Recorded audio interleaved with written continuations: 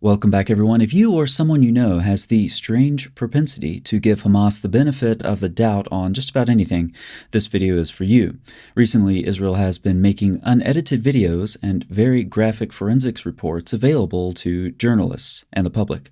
This is necessary to counter what some are calling a Holocaust denial-like phenomenon.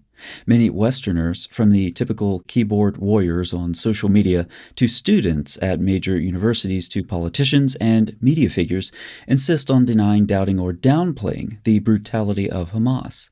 This propensity stems from serious ideological issues in the West. I will illustrate the problem using two case studies and then explain why this problem exists. The first case study: did Hamas behead babies? The second: did Israel bomb the Al-Ahli hospital? Let me start with number one and summarize some background. Initially, reports said that dozens of babies were found beheaded. President Biden said that he saw the images. The White House later clarified that he was talking about reports, not images, but they didn't contradict the claim that the beheadings occurred so far as I'm aware. The initial report about the dozens of beheaded babies was not independently verified. Rather than shift to a position of agnosticism, many grounded their denial of the beheadings in the fact that the report was unverified.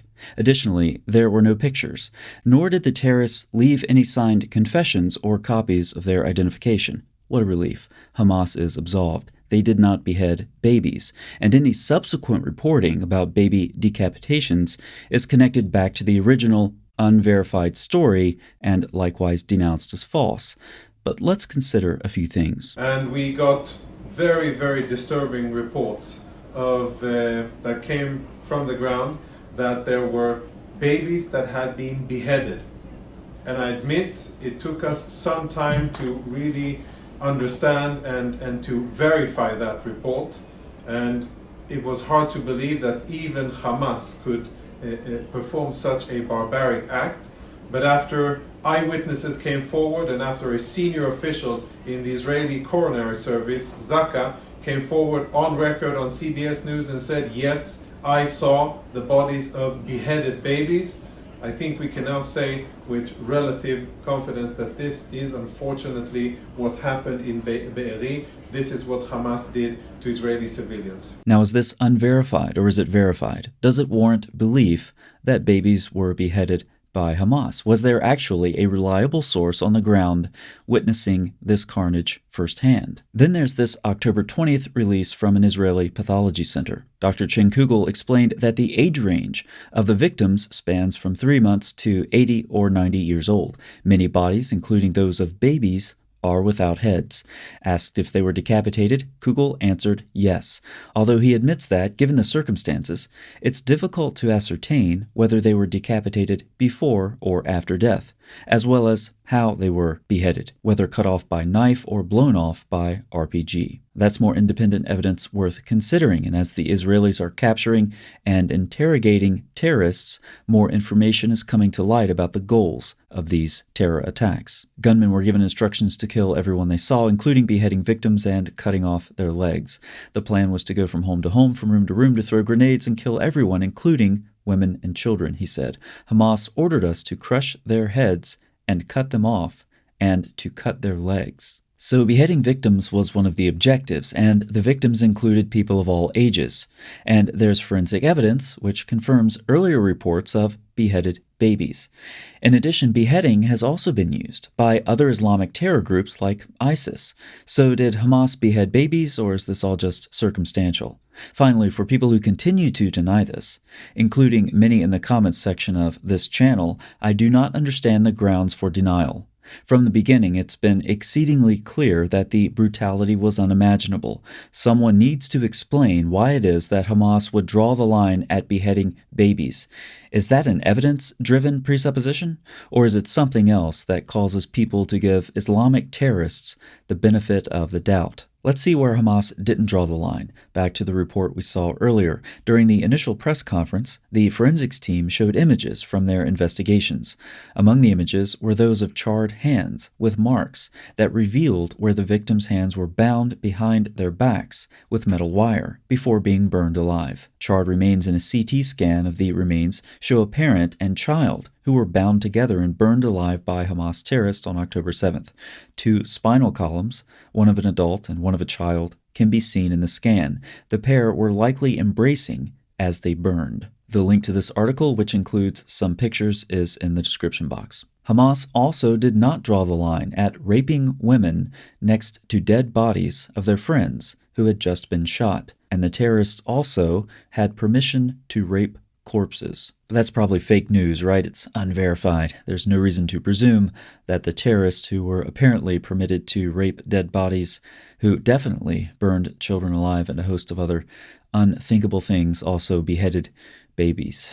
We wouldn't want to jump to conclusions. We're smarter than that. Now let's turn to the hospital bombing. Soon after this happened, CNN, MSNBC, the BBC, and Al Jazeera, though I repeat myself, broadcast a narrative something like Israel bombed a medical center, killing 500, according to Palestinian authorities, which is, of course, a reference to Hamas. But a headline openly sourced from Hamas doesn't seem as credible somehow, so you have to hide the ball. So Palestinian authorities it is. But then the most rock-solid proof, ballistics, radar, video, audio began pouring in. As it turns out, the Palestinian authorities, whose goals include overtly manipulating idiotic Westerners through mainstream media propaganda outlets, Hamas was manipulating idiotic Westerners through mainstream media propaganda outlets. Who would have known? The evidence was so clear that painful retractions began. Kind of. But as of the time of this video, it's still extraordinarily easy to find mainstream sources saying, "We just don't know who did it. Maybe we never will." Why? Why is it so difficult to accept terrorists who burned children alive also beheaded them? Why is it so difficult to believe that terrorists who repeatedly kill their own people with their own failed rockets did it again? Why does Israel need to go to extraordinary measures to convince Westerners of the violence of Hamas? Answering that gets us to the controversial part. First, many in the West have been indoctrinated with a binary worldview that sees everyone as either oppressed or oppressors.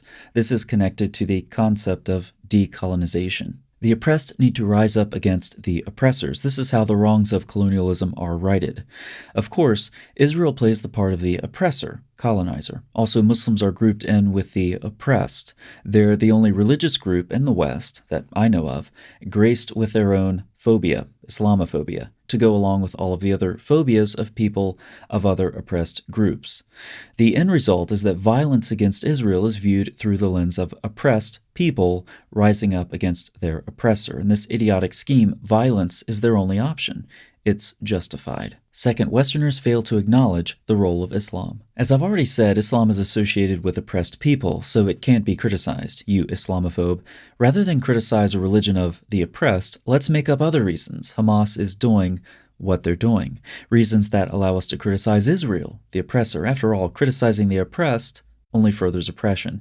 But be warned, people who do not acknowledge the role that Islam plays will never understand groups like Hamas. What can you tell us about what motivates these people? What are they like? What are the leaders of Hamas like? What do they want? Well, they are a religious movement. And this is what everybody is afraid to say. If Hamas was a political movement, then we can satisfy their political ambition. But Hamas is a religious movement that does not believe in political borders. You know, they want to establish an Islamic state on the rubble of the state of Israel. They want to annihilate the Jewish people and the Jewish state. They want to kill everybody who support Israel, then establish an Islamic state. But this is not the end, because their ambition is global. They want to establish eventually an Islamic state, a global state. Like ISIS and others, Hamas is religiously committed to creating an Islamic state. In the case of Israel, the zeal is heightened due to the rabid anti-Semitism of the Islamic sources. But we really need to talk about the occupation. Hamas is religiously committed to creating an Islamic state. Oh, the apartheid, so much apartheid. Hamas is religiously committed to creating an Islamic state. Hamas is fighting for the oppressed. No, Hamas is religiously committed to creating an Islamic state. Westerners want to see things through their own social political lens, but this is an issue with the religion of Islam. One more time for the most brainwashed viewers. Here we go. Hamas is religiously committed to creating an Islamic state. If you have any doubt, read their 1988 charter. It's in the description box. All you have to do is click on it and read. It will cure your doubt. Third, brainwashed Westerners love the moral equivalence argument. Sure, Hamas burned children alive or something, but Israel, yeah, you've heard it before, minimized the atrocities of Islamic terrorism, raised the anti-Israel rhetoric to the extreme, and there's your moral equivalence. Both sides are effectively doing the same thing. It's just a cycle of violence. This argument is ingrained in the DNA of the indoctrinated. But if people start fully acknowledging the brutal reality of Islamic terrorism that we've seen since October 7th, they lose the moral equivalency argument. Further, there's nothing that justifies lighting children on fire, so they lose the oppressor versus oppressed argument. The brutality ultimately leads them to look for a deeper explanation, past the convenient Western presuppositions stemming from Western critical theories to an ideological solution, one that seems all too familiar in our modern world. But acknowledging the explanation as fundamentally religious, fundamentally Islamic, is a fundamental breach of fashionable Western thought. And as Israel releases more horrific footage in response to a pandemic of Hamas support, the incoherence of fashionable Western thought will continue to be exposed, from useful idiots to pro-terrorist rallies. Thanks so much for watching. I'll see you next time.